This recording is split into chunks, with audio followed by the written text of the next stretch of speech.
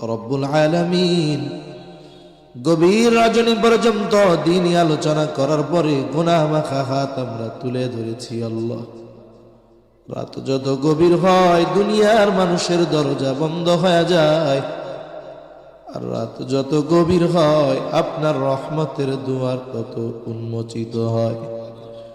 আল্লাহ, আমরা গুনাহগার, আপনি গফফার।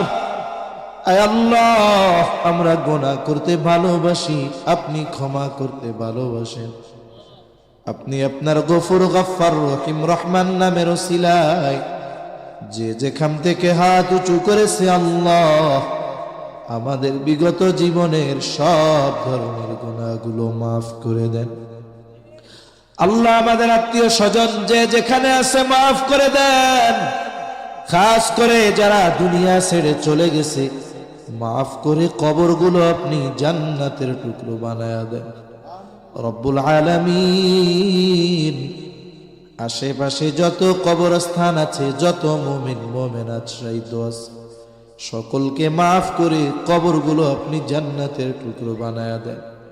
আয় আল্লাহ, খাস করে অত্র প্রতিষ্ঠানের জন্য জমিদাতা এই মসজিদের পাশে শহীদ আছে আল্লাহ রব্বুল আলামিন, তাদের মাফ করেন, জান্নাতে উচ্চ মাকাম আপনি তাদের দান করেন রব্বুল আলামিন। যারা অসুস্থ সুস্থতা দান করেন আল্লাহ রব্বুল আলামিন। আমাদের ইসমাইল ভাইয়ের সন্তান অসুস্থ, সুস্থতা দান করেন।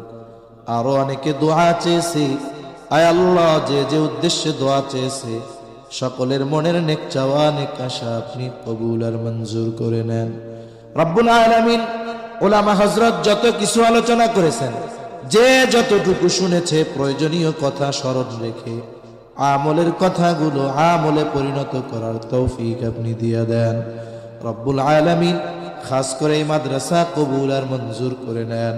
আয় আল্লাহ, মাদ্রাসায় যে যেভাবে সহযোগিতা করে আল্লাহ সকলের সকল প্রকার সাহায্য সহযোগিতা কবুল আর মঞ্জুর করেন।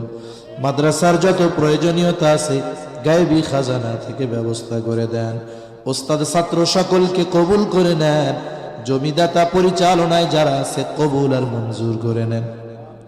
আয় আল্লাহ, মাদ্রাসা সহ তাম দুনিয়ার সকল মাদ্রাসাগুলো ষড়যন্ত্র চক্রান্ত থেকে হেফাজত করেন।